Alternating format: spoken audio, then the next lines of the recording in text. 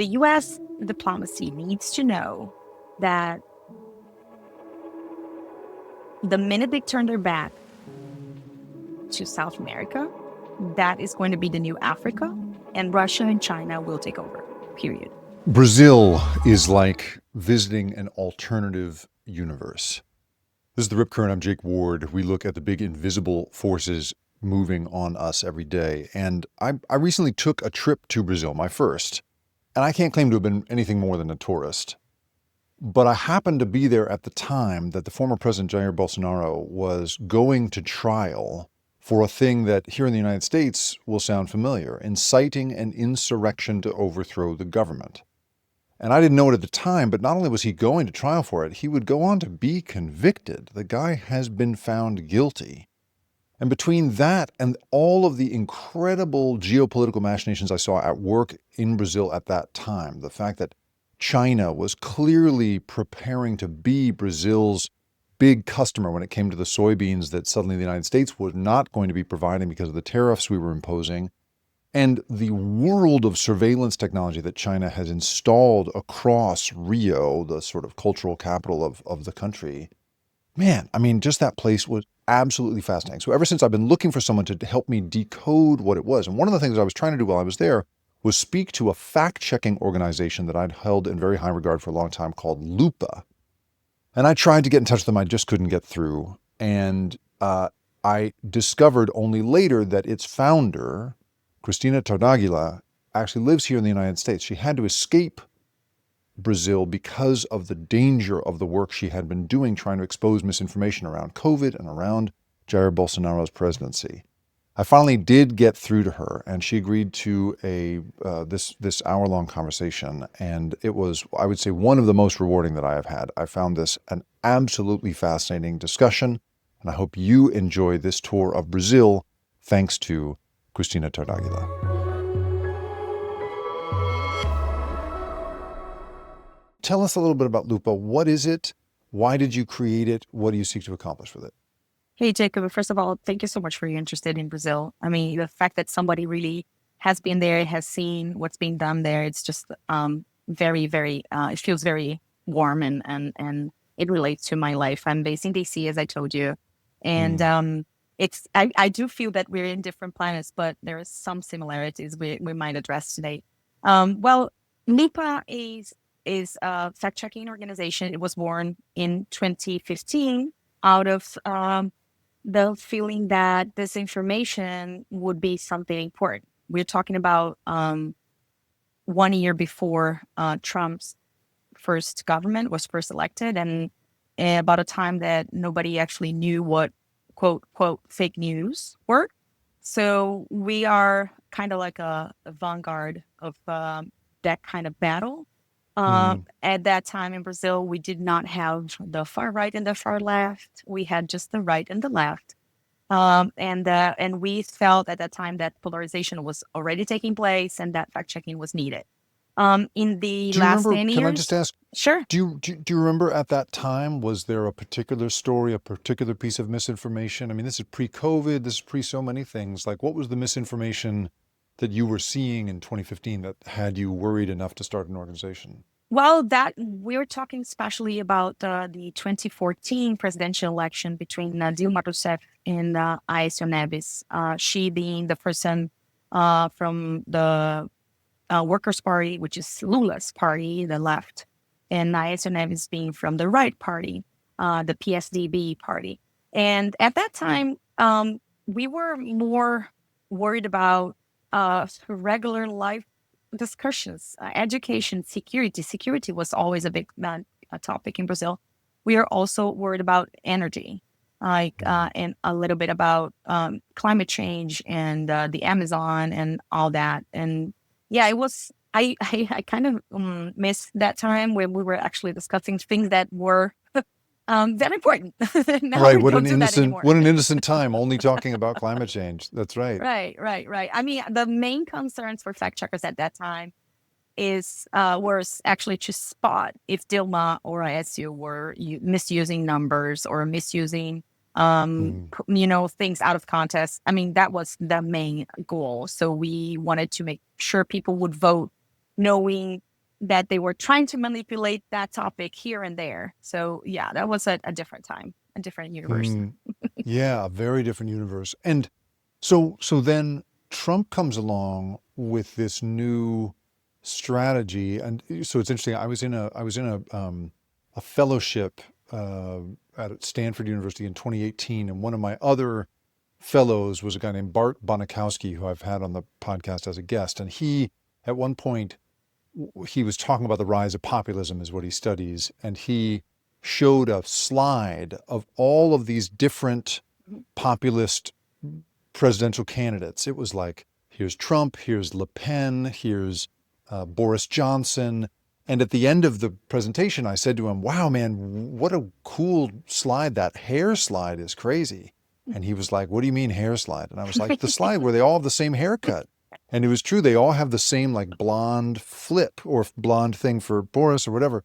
And it led me to this question with him, which is, did we see people at that time communicating and coordinating?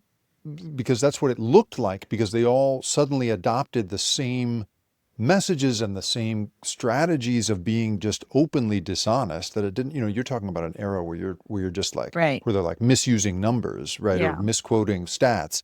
But here where Trump comes along and suddenly is just making stuff up, and suddenly everybody's doing it.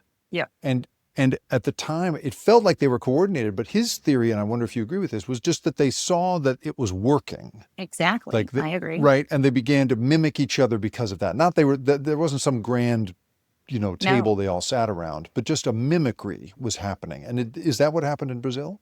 Yeah, I mean, you saw Bolsonaro, Jair Bolsonaro, former president, just noticed that that kind of communication worked, right? Mm, He had been a congressman for 30 years before running for presidency, and the person who actually made Jair Bolsonaro extremely successful in terms of communication in a Trump, Orban, Nicolas Maduro style, which we kind of can go back to that techno-populism, which is a mm, term that comes from the Engineers of Chaos. It's a very good book by an Italian author whose name I cannot remember now. But mm, the person behind Jair Bolsonaro was actually his son, who were extremely savvy in the online planet. And they probably saw what Trump was doing, what Steve Bannon was doing, what was being done, by populists, techno-populists elsewhere. So there is a sort of a mastermind behind the mm, rise of Bolsonaro. And at one point in the history of Brazil, we called it the hate cabinet. Not sure if you've mm. heard that expression before. There I was a haven't. point. No. So the hate cabinet it's actually under investigation.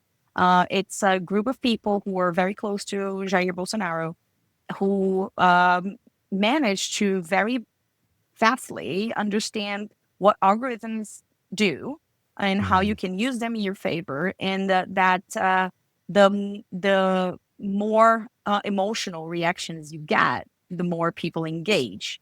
So, and they started playing with that. So, I mean, they learned from each other, but also, Jacob, I think we're talking like back in maybe 17, 18. But from that point on, and I think that's what's currently happening right now, they're pretty connected. Now we know that mm. for sure there are communications going between Javier Milei and Bolsonaro and Trump and Orban. And, we Right. know these people meet. Right. So, Bolsonaro goes to Mar-a-Lago and spends time with Trump yeah, as a yeah. I guest mean, and a friend. Right. and his son Eduardo, he's now here. He's been here in the U.S. For a while now, and he's the mastermind behind the incredible tariffs that are being charged against Brazilian imports. So yeah, he's I didn't know the that. So I no, knew that there yeah, was some sense. The vibe you get just reading the headlines, and again, I just haven't looked into this deeply. Is that Trump feels kinship with Bolsonaro and so yeah, imposed these tariffs yeah. for that reason. I didn't understand that Eduardo, his Bolsonaro's son, was involved. That's interesting. And he talks about that openly. If you go to his social media accounts, he has gazillions of videos praising himself for having met whoever in the Commerce Chamber or whoever in the Defense Department or the State Department, and actually have pushed the tariffs to go as up as Wow. 50%. Wow. Yeah, Wow. Wow. yeah, very dark So, influence. so, so as you see, so as you go from a world in which you're just hoping that Dilma Rousseff, quotes some agricultural statistics accurately, to a Right. world in which you have Bolsonaro and his people emulating the Trump playbook and just making stuff up. Mhm. Tell me about the role of Lupa then, right? Do you and tell me a little bit about the model, right? You are offering these services. Not it's not just sort of something. It's not just a website people visit, right? You're offering a service. Tell me a Right. little bit about how that worked and how your work must have intensified during that period. Yeah, Lupa started, as I said, in 15. We were four people who dropped out of newsrooms. We were tired of, doing old school journalism and thought that fact checking would be something interesting. And we were four. Now we're 35. We started as let's call it a newswire service, very tiny one. We would replicate the style that Americans know as Associated Press does or Reuters. Mm, We would offer fact check articles to media outlets that did not have their own fact checkers, and they just were getting hundreds of information every day, and they just couldn't separate what was fiction from facts, right?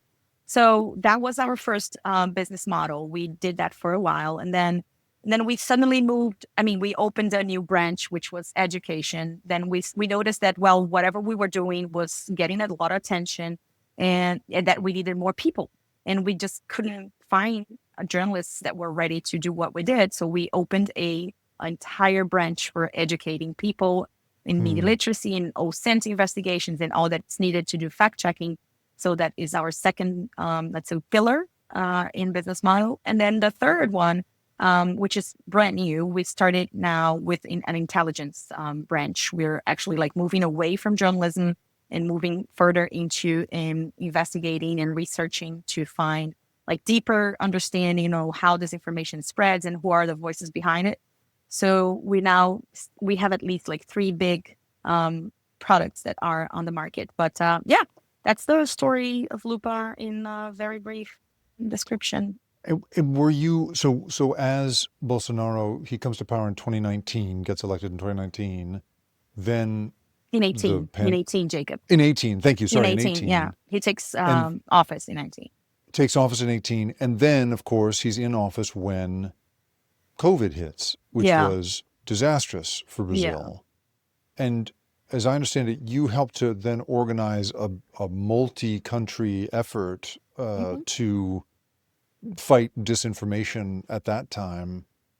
Tell us a little bit about that. What was it like in Brazil? And how was misinformation dangerous there in COVID in a new way for you? So when COVID hit, Jacob, I was already living in the US for a very sad reason. In 18, during the presidential campaign, we were 15 people in Lupa. Six of them were receiving death threats, me included. Mm, So the International Fact Checking Network, which is the organization that brings together professional fact checkers around the planet, offered me a position in their office in Tampa, actually in St. Pete, in Florida. mm. So I moved and I became the associate director of the IFCN. You Yeah. had to take those threats seriously enough that you had to Oh, yeah. leave the country. Yeah, yeah, yeah, Mm, yeah. Which mm, I'm kind of ashamed because I mm. left and my team was there. So that's something that I kind of regret, but it's life and it's what I did, and I can only ask for excuses from my And teammates. you're That was and you're wasn't only the best as a leader.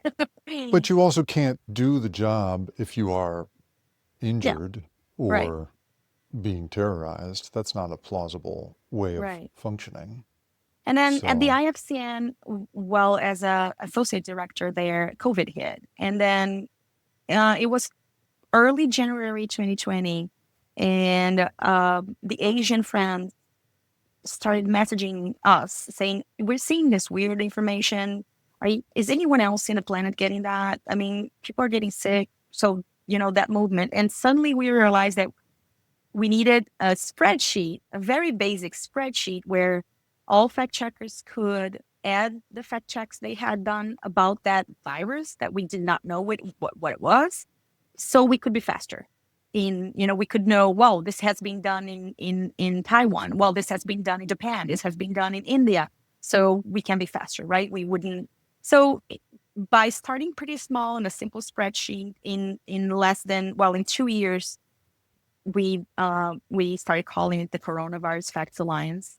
It was a project that lasts for 2 years. It brought together 99 fact checking organizations around the planet, Mm. 46 languages, and we have a database of 17,000 fact checks done throughout these 2 years of COVID. And I'm this is the project I'm most proud of in my entire life, even though I have Lupa, which I love. But that took the IFCN to be nominated for a Nobel Peace Prize in Mm. 2021. We lost for Maria Ressa, very, very That's pretty. deserved. That's pretty good. I don't know. Nominated is pretty good. That Yeah, seems all right. yeah. Yeah, But yeah, I sure. mean, that was the biggest, well, I think it is still the biggest collaboration among fact checkers. And it's the biggest work done against a disinformation wave.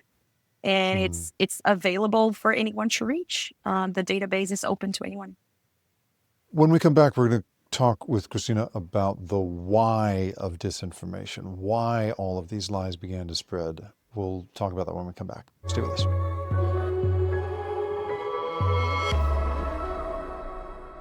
You have spent so much of your career looking at misinformation, at people who specifically seek to misinform the public.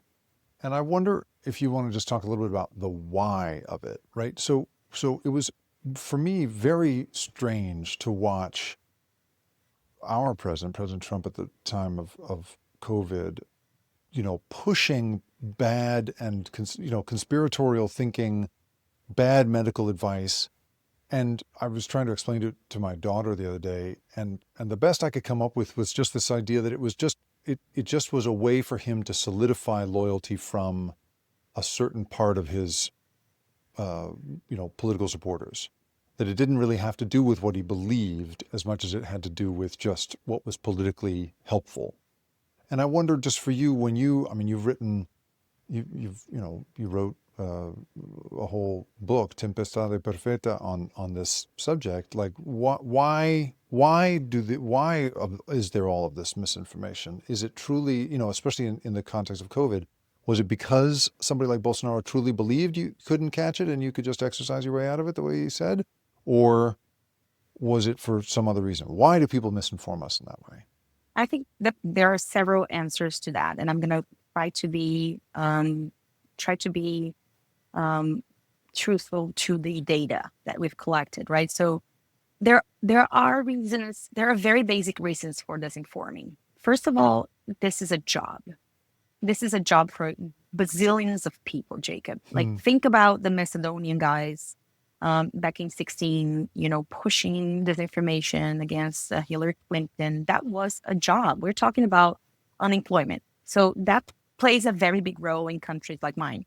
Yeah, where, Mm. well, kids easily learn how to influence the algorithm and how to segment a message, and they get paid to do so. That's a business. That's an Paid in industry. your case, paid by who?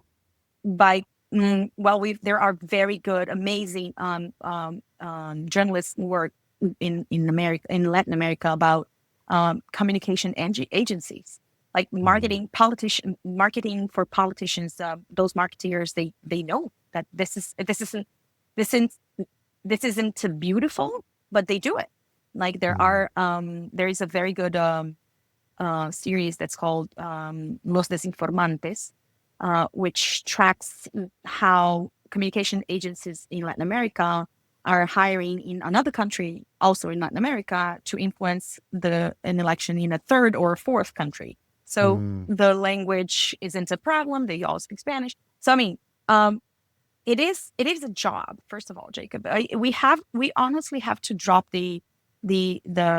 I mean, we have to stop characterizing this information as something that is related to just ethics and moral. No, this is business. This is an industry. And I Mm. even Mm. keep saying it. My friends who are still running newspapers, like saying, you need to put this information in the economy section and Mm. stop, reporting it on the political section. This is economy, right? This is a different universe. And the Mm. more we move towards scams and disinformation, which is a topic we can talk forever here, the more economical this is going to be.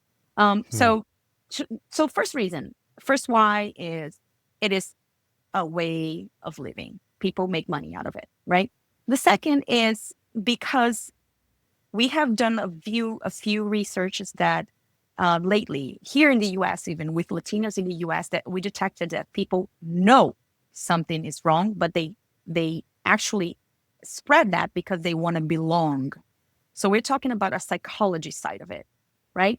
We're in a planet that it seems like everybody's connected, but there's lots of anxiety, depression, all the psychological problems that belonging is extremely, extremely important. So people are very happy to share that the earth is flat if that makes Right. them belong to a group Mm. where everybody else believes the earth is flat. So, that's a second reason. And the third reason is it's kind of in between here. It's my ideology and my taste and my love. Yeah, you can never talk badly about the Beatles with me. I will use every single argument to kill That's you. your tribe. Right. Right? That's my tribe. Mm-hmm. So, yeah, so don't attack my universe, the one I love. And I'm ready here to destroy the opposite. So that has become the rule. So I'd say there are three big whys: money, Yeah. right? Ideology, and also belonging, which is a psychological spectrum of the story. And so, at Lupa and with this fact checking alliance that you created around coronavirus, do was there a consistent tactic? I mean, is the job simply to just keep spotting falsehoods and correct them in the public record, or does it somehow have to go deeper than that? What was your playbook for choosing, the misinformation that you felt needed to be corrected, and then the best tactics that you came up with for actually seeing some change in the public understanding of that piece of misinformation? Well, thank you for that question, Jacob, because I think it's sometimes it feels like fact checking is such a node um, journalism tool, but it needs more explanation, right? So the fact checkers, we do have first of all, we are a human science. We're not, you're not math. It's not, physics. So it's still a human based science, and there will always be room for mistakes and adjustments forever. But Mm-hmm. we do have and fact checkers around the International Fact Checking Network, the IFCN. We do have a very strict code of ethics and principles, which means we all have very clear methodologies on what we're going to fact check and why that and not the other one, when and how we are going to post a correction, and if we did any mistake, we will try very hard to be unbiased, apolitical, and we will be as transparent as we can about our sources, which means we do not go off the record or fact checking anything, Mm-hmm. and we will be 100% transparent about our funds. So that puts fact checking in a um, very easy to fact check situation. So you can fact Mm-hmm. check any fact check, right? Or you can fact check any fact checker because they are Mm-hmm. very open and clear about how they do things and how they correct themselves and who pay the bills and who pays the bills and so forth. So going back to the COVID, what we did is we brought together 99 organizations um, that were part of the IFCN and had their methodologies certified. And that certification, just to be clear, it is an annual process that runs independently from any fact checking organizations. It's in country, independent assessors based. So we knew that the quality of the content that we were bringing together would be very high, and it is, and it Mm-hmm. was. So that's one thing. If and if you can, and just going back to Brazil, if you Brazil, there are eight, if I'm not mistaken, eight IFCN members now, and well, the operations are completely separate. But if you see that 8 of them have published an article saying that politician A said something false, that is pretty consistent, right? 8 organizations that do not operate together, that do not know each other very well, they come up with a verdict about a claim. Well, the odds of that claim being false is extremely high. So that was the idea behind the COVID, and is the idea behind any election. It's a nice idea, right? It's very much the scientific method, right? If you can Right. have independent research teams reach the same conclusion with the same Exactly. data, then you can Yeah. feel good about that. That's how you reach scientific consensus. That's very interesting. And that's So why then when, yeah, that's go one of ahead. the reasons, Jacob, just very briefly, that's why I keep saying that there is no competition among fact checkers. Hmm, Fact checkers love when another fact checker comes up with the same thing or a different thing, because we grow together. We hmm. develop our credibility together. So that's just a quick comment there. Ooh, I like that. I wish that were more the case in the sort of, the in the journalism world more Oh yeah. broadly, right? Because Mhm. unfortunately, the breaking of a story, the wanting to be first to Yeah. the story, means people are always, at the big networks or negotiating an exclusive. This conversation that you'll have with me is going to be only on our air, right? Is Yeah. a big thing. But what you're describing makes me realize, right, that actually hurts the credibility of that report. It would be much more credible if everybody Exactly. carried that interview. That is really an interesting And at the end of the tension. day, if you think like we know each fact checking organization or each fact checkers, we know that we will not be able to fight disinformation alone at all. If we don't Hmm. work together, and we don't collaborate, and if we don't share, and we don't help each other, well, we lose. We all lose, but our readers and our audiences, they lose too. So Right. by working together and collaborating, then we're actually achieving the highest, the biggest goal, which is, Hmm. scratching a little bit this information. Yeah, that's right. That's right. So thinking about what it is to be overwhelmed, give us a sense for anyone who wasn't part, who paid no attention to Brazilian politics and Mhm. no attention to the way that the Brazilian media covered politics. Give us some sense of Bolsonaro and Okay. what he was like, how he was a departure from the past. So Bolsonaro was when he decided to run for president, and it was in 2017. He had been a congressman for about 30 years. He's a man born and raised in the southeast of Brazil. He is very, very close to the police forces. He's very pro guns. He used to have like a very um, um, a conversation that would be very close to the evangelical Hmm. really religious people. He has been in the army. He has been a captain in the army. So we're talking about a man that has conservative perspective. Hmm. And well, what he did is he fed that that kind of voters, right? People usually think that Brazil is very liberal, very open, and very carnival and very bikini, right? Not really. Hmm. The Hmm. real Brazil is extremely religious. It's either Catholics or evangelicals, right? It's really family centered. So the conversation that you Americans know, like family comes first. Let's protect the family. That became a very big hit. So in 18, Bolsonaro was elected with the promises of increasing security, protecting the family, and ending corruption. Just a quick observation here. Dilma Rousseff was impeached, and Lula, before her, had been investigated for a very big corruption case.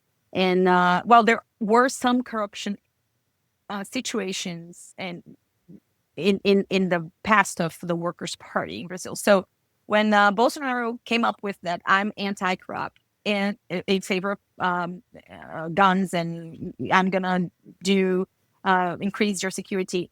That hit very well.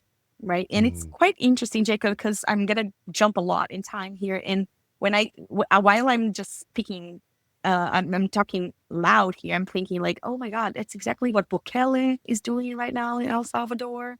There are Mm. you can see that how fast, and it's exactly what Milei is doing in Argentina, the anti-corruption conversation, and Bukele is the pro-security conversation. And it's so interesting to see that the meta narratives are Yeah. always the I mean, same. that's right. I mean, and you look at the past. I mean, you look at I've spent some time looking at Portugal's time Mm, under Salazar, and the message that he gave people in the 1920s was, I'm going to take power away from the corrupt elites and bring it back to all of you. The fighting of corruption and improving your life by giving you back the power is, yeah, that's the essence of the populist yeah, pitch, right? And it really works. It's a it good works. sales pitch. Yeah. So it Exactly. worked for him. It worked for It worked Bolsonaro. for him. He was elected pretty close, but he was elected. And yeah, and very early in his first year, the COVID came, right? And I think he was not lucky at all because he picked the anti-vax side, and he pushed that the lockdown was unnecessary. He wanted people to go out and keep working, the schools to be open. And that was my surprise, Jacob, to be honest, because um, Brazil loves vaccine. Like Hmm. we have this. I'm 45, so there's this character. It's from when you're a kid and you have to take vaccines. You have Zegotinha, which is Joseph the Drop. Let's just translate it this way. It's a very known character that everybody loved, Joseph the Drop, because that's Wow. I don't know. I yeah. didn't know anything about that. That's Oh fascinating. yeah, it's Really? fascinating. Everybody, it was a major, major, major vaccination campaign. Brazil is actually known and internationally awarded by its vaccines system. It's Wow. extremely good and well.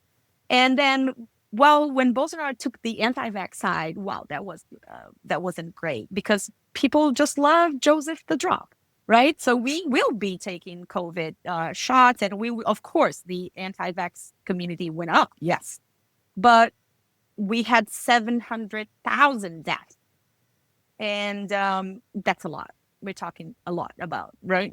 And I think that backfired for him, and so we're talking about the 2020 election.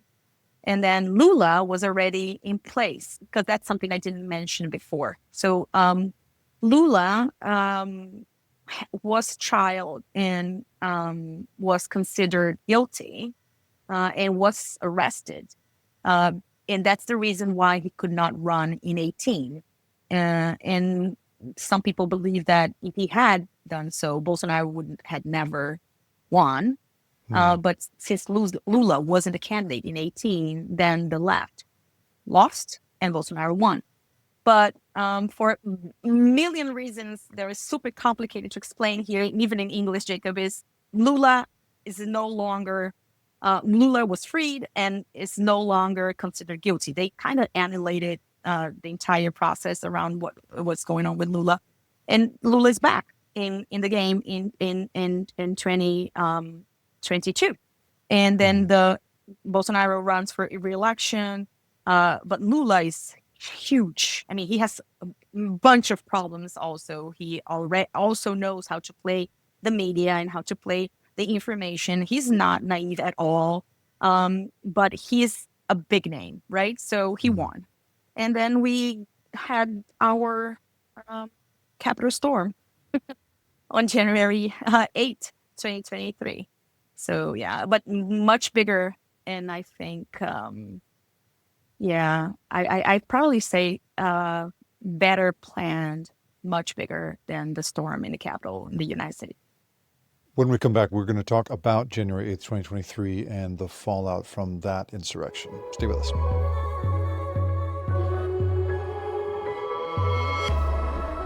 January 8th, 2023. Where are you that day? I'm in Where DC. in DC? You're watching that happen from here. It was, And yeah, it was a Sunday. I and wasn't working. what do you remember your reaction being? Did it come as a shock to you, or did you have any Yeah, signs that this might be coming? no, this was, I actually was desperate, Jacob, Mm. because just so our listeners understand, election in Brazil is usually the first round is in early October, last round in early November, the most. So, and our voting machine, they're electronic, very reliable, extremely reliable. They've been used since 1996, um, and no cases of fraud, and that allows us to know the results of the election the same night.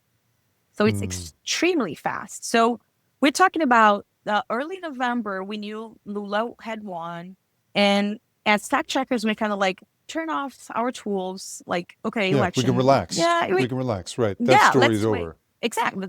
At least Mm. until the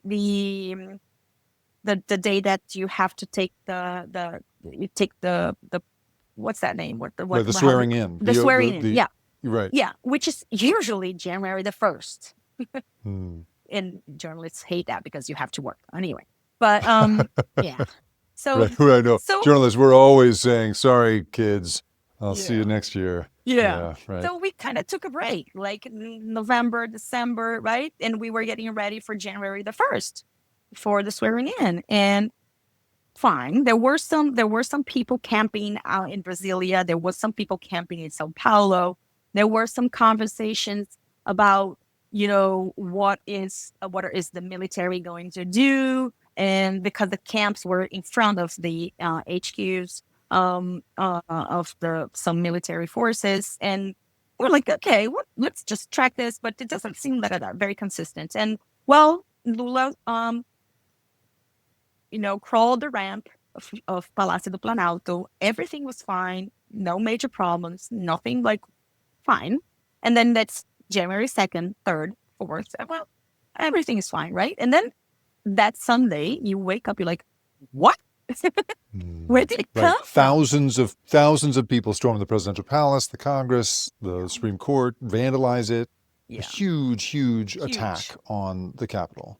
Yeah, they attacked three buildings. They attacked the Supreme Court, they attacked the Congress, and they attacked the executive palace, which is just thinking about if it's DC, Supreme Court, Capitol Hill, and White House.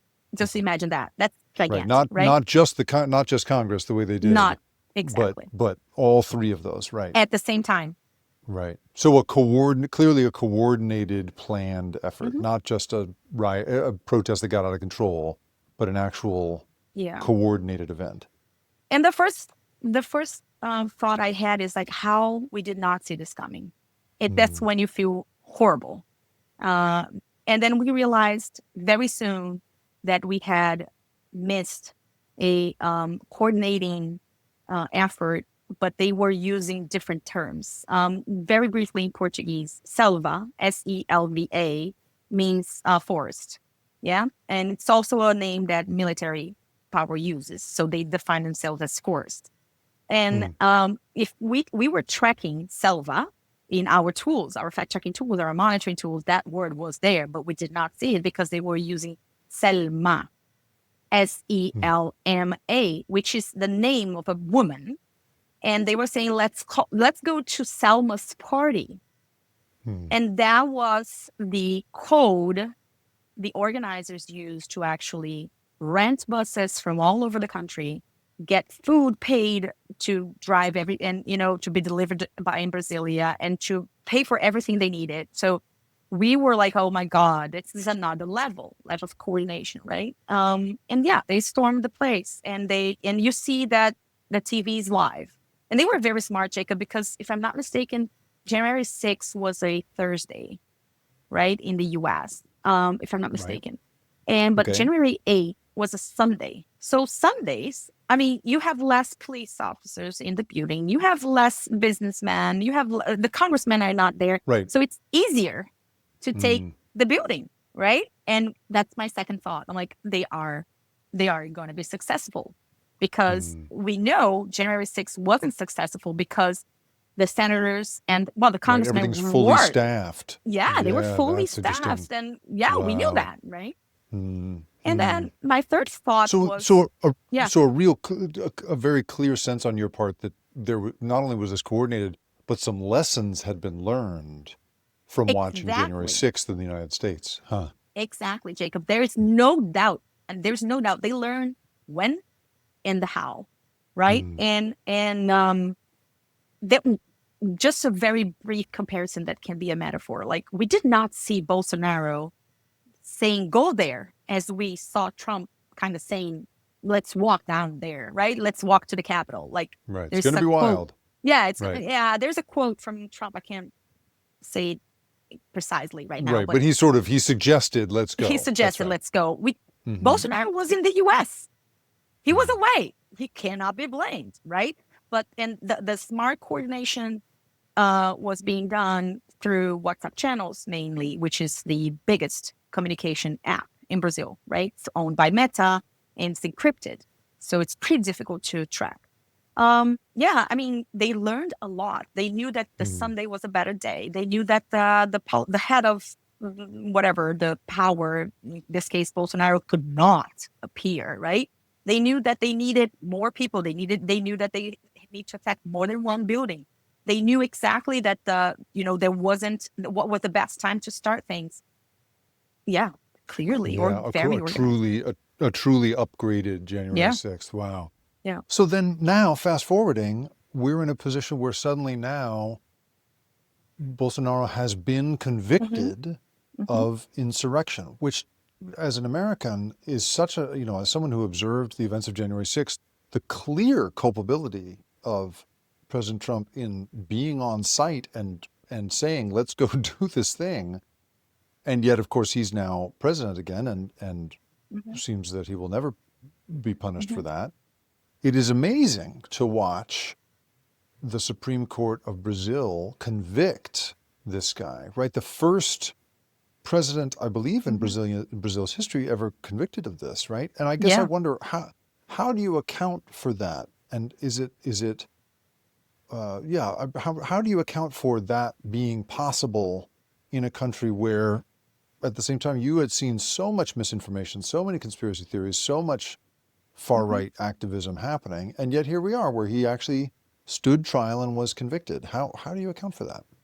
First, I would say that it's kind of flattering to imagine that maybe Brazilian democracy is stronger than the American. It's kind of funny to think that way. I mean, wow. Why is that funny? Why do you consider that funny? Oh, come on. We're a Latin American country. We're treated like garbage. Yeah, I mean, it's a historical perspective. Like, who would Hmm. say that can't, in America, like you, in a US citizen would say that? I mean, it's like mind blowing for me. Like, Right, right. US is known as the biggest democracy on the planet, but wait a minute. There's an US citizen asking me about democracy in Brazil. Like, wow. That's pretty good, pretty flattering. But You know, things aren't that simple. right, right. Sure. Jacob, I mean, Brazil is such a complicated country. And I have to say that even though I'm pretty satisfied with the end of the trial, I think the trial was fair. I think you know, it, the team, Bolsonaro and other seven people were all considered guilty and they have now the time in jail, even though that feels like the justice has been made, the process was not perfect. Hmm. And very briefly, if I can, the there is a person. It's the one justice. It's called Alexandre de Moraes, a bald guy, very young, I was just going to and say the bald guy. the Yeah, bald right. guy. Yeah, When he's not everybody wearing a knows cowboy him. hat, the bald guy. Right. Yeah, Alexandre de Moraes is a very controversial justice. He's extremely tough, like maybe way too tough. And he was the president of the Superior Electoral Court, which is something that only Brazil has, I understand. It's a branch of the judiciary system that only deals with election. That's all it's made for. So he was the head of this entity during the election, the last election, and during the attacks. So, and he's also justice, one of the justice at the Supreme Court. So he has two big roles in the story, right? So he has, as a Supreme Court president, he had lots of power. Like he took down content. Like he enforced like so many things that he thought was Right. right. He's the one who banned Twitter and threatened Yes, Elon Musk with huge sanctions. That's right. exactly. That's the guy. That's Mm-hmm. the guy. And now Mm-hmm. he personally is being sanctioned with the Magnitsky Law. I'm not sure if your audience Right. knows that. In the U.S., Yeah, the same law used to sanction Putin and Gaddafi. oligarchs and Gaddafi is being aimed at a Supreme Court justice in Brazil. That's right. Exactly. Right. Mm. Well, so he is a very controversial man. He is, I'd say, he's a big sheriff, like too tough, right, and no concessions at all, which is sometimes considered he's crossing a few lines, and those questions are extremely valid, right? You cannot have one man deciding what stays on Twitter, right, in an entire country. So for some Brazilians, they say, I'm so glad he was there. If we're here today, it's because he was there and he took that risk. But some other part of the country says, this is so wrong. We opened this door and we will never be able to close it because this man now is extremely powerful. So there are two. So yeah, basically going back to the trial is that the end seems to be well accepted by the Brazilian population, the majority of the Brazilian population. There are some polls indicating that, but the process has some questionable moments, which makes things a little bit gray. The gray future of Brazil. We're going to get deeper into that when we come back. Stay with us.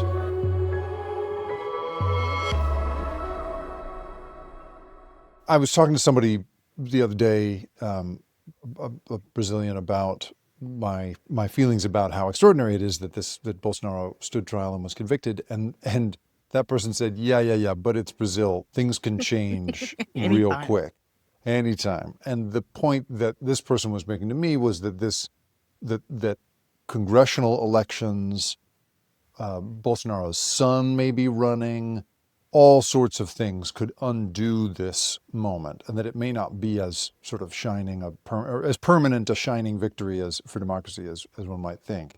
What's your feeling about it? Do Agree. you worry that this could be? You agree this could be undone? Agree. Yeah. I mean, just if you go back in time, in 18, Lula was the one arrested, was the one and in he's jail, president now, and he's president now.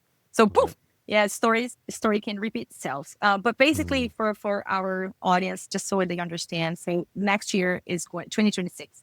There will be presidential election again. We know that at this moment, Bolsonaro cannot run because he has been considered guilty. And differently from the U.S., if a person is convicted in Brazil, you cannot run from office, which is something very smart that we created. It's called the clean record law, in a very weird. You have to have a clean record to run. Yes, you cannot take office if your records are not clean. So that seems right. Difference. That seems reasonable to me. Yeah. And for us Brazilians, are like, how can they elect a president that has been convicted? It's for us, it's like mind blowing, honestly. Wow. But it's the U.S. and you do whatever you want. But going back, so besides the presidential election, Lula will probably run for his fourth mandate, and we do not know yet who might be the rightest candidate, right? But at the same moment, we will have election for Senate and for other positions, right? And two things can happen there. First, if Lula loses, whoever wins will have the opportunity to pick 3 new justices for the Supreme Court. Oh, wow. So, yeah, like 3 of the current members are retiring, getting old. But now they're leaving the house. They're leaving the court. So there will be a big change. Brazil has 11 justices and 3 will be changed very soon. So if we have a right winger in the palace executive branch, then probably the Supreme Court will move towards a lot more towards the right. And we know that Bolsonaro will appeal and we go back forever and ever. And that can be undone. That's one possibility. The other possibility is that the Senate election will, that is almost for sure, Jacob, that we will have a more conservative Congress. We're moving towards more conservative Congress every election in a row. So the Senate will be extremely conservative, matching what today the House is. So today in Brazil, the House is extremely Bolsonarist and the Senate is more central. But if the both houses fall into the right, then for example, there is one thing that could take place is that they can impeach Alexandre de Moraes, which is very awkward for an American. But in Brazil, you can impeach a justice. A Supreme Court justice. Wow, Yeah. wow. Yeah. Could those conservative new elected officials also do an annulment like they did for Lula? Yeah. And there's a third option. So one of the names being considered for as the rightist candidate is the current governor of São Paulo, Tarcísio de Freitas. And he has already said on TV that the minute he is elected, he's going to give Bolsonaro amnesty. So it's almost like a campaign promise. Wow. We will erase this thing. And that will be our campaign promise. Wow. Yeah. Okay. So there are 3 ways at least that things can go the other way around in a minute. Yes, that's right. Okay. Well, I still have great admiration for this moment in Brazil's history, even if when you and I talk in a year, it may feel very different. Okay. Yeah. Before I let you go, I just want to ask a little bit about a couple of things that I've observed in Brazil recently, a little bit off the topic that we've been on. And one is when I was in so for a long time, I've reported on technology. And one of the things I've reported on a lot is China's efforts to try to move into other countries in terms of exporting their surveillance technology to other countries. They call it the Smart Cities Program. I think that it's now called the Safe Cities Program. But Quito, Ecuador, Lima, Peru, Karachi, Pakistan, they buy these big all-in sort of surveillance systems. And when I was in Rio, I noticed that those systems are in place all over that city, that there's, when I come into the airport and I walk through passport control, I don't talk to anybody. They just take my picture and take my picture and take my picture. And then I go, you just walk straight down this hall and your photograph is being taken. And then that's it. And I've just wondered if you could sort of give us some sense of that bargain, I guess, that has been struck somehow in Brazil between being willing to be surveilled all the time and presumably some trade-off when it comes to safety, because Brazil has had a big violent crime problem like the United States has for a long time. We here in the US are also grappling with this surveillance versus privacy question. But Brazil seems to have sort of made a decision about it in a way that I don't recognize. And I just wonder what your perspective is on that. I've been looking for somebody to talk to me about this. So I think the biggest why is, and it's quite important to be able to say this here, is this is the room the US is leaving behind. So the US diplomacy needs to know that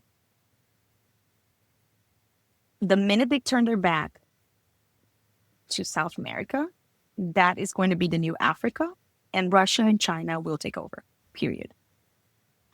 So, and just so you know, I've been extremely obsessed with that topic. I mean, I've been tracking FIMI, right? Foreign influencer operations in Brazil from Russia and China, and they're going very, very high.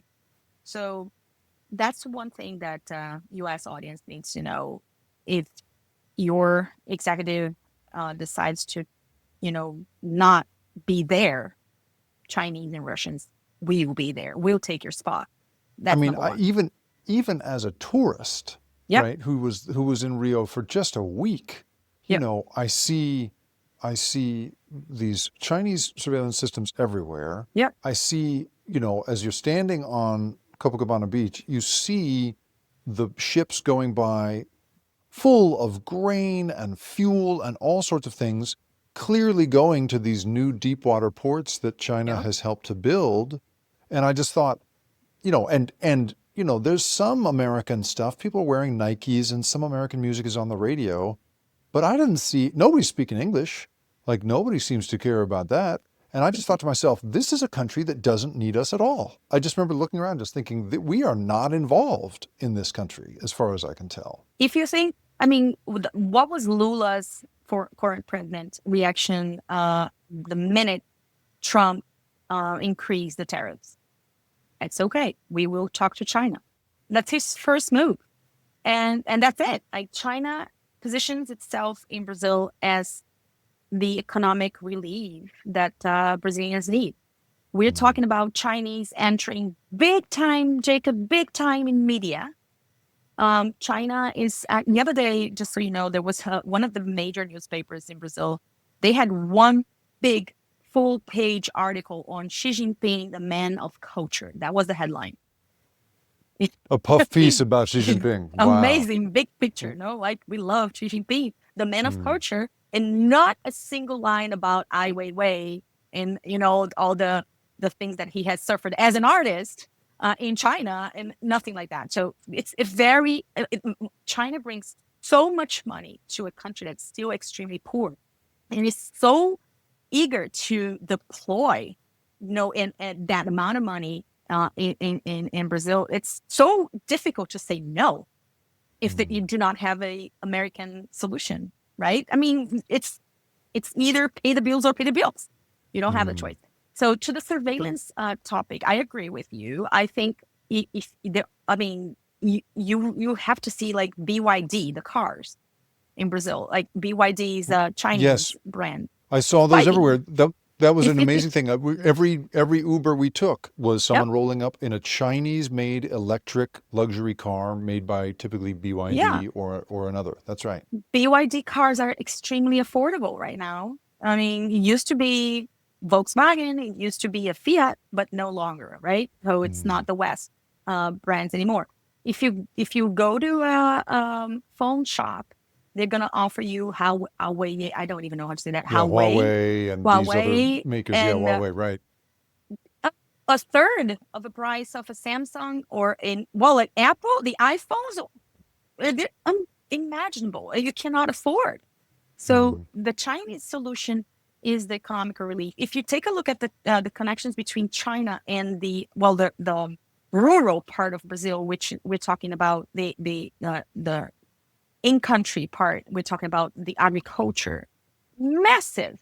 We're talking about not only equipment being sold to increase the productions of soy. Brazil is a big soy product, right? So the and something else that I think is quite interesting. China, until I think mid 2010, they used to deny climate change, right? They had this thing saying, well, they were big, carbon producers. They were, of course, anti any change in their energy system, and they were deniers of climate change until a moment that they flipped the conversation, and they understood that being green, being pro green, is much more interesting in economical terms. So that matches with Brazil like that.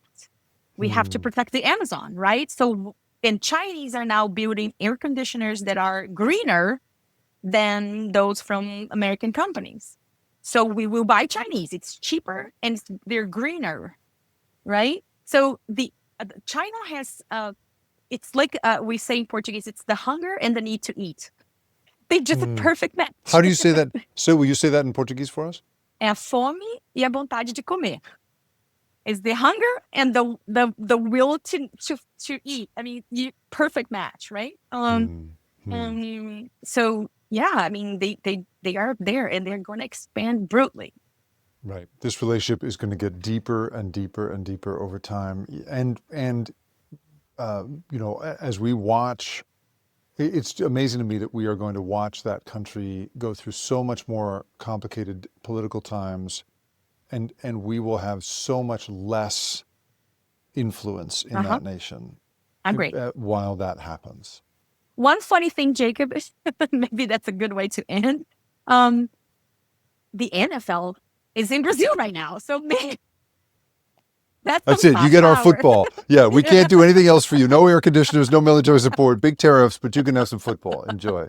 Yeah, NFL landed in Sao Paulo a few weeks ago and it was a big hit. So hey, maybe through soft Yeah, power, you that and Lady Gaga, and that's all you get. there you go. Cristina Tardaguila, thank you so much for this fascinating tour of your nation. I really Thank appreciate you, it. Jacob. Anytime I'm here. The Rip Current is produced and created by me, Jacob Ward. And if you liked this show and you want more content like this, go to theripcurrent.com, where I publish a weekly newsletter that covers these same sorts of stories of the big invisible forces that have us all in their grip. And if you want to really do me a favor, if you could go to where you have listened to this or watched it and like it, share it, or even better, review it. Holy cow, is that helpful? It's the best possible way for me to find a new audience. I really appreciate you being here. Thanks for listening.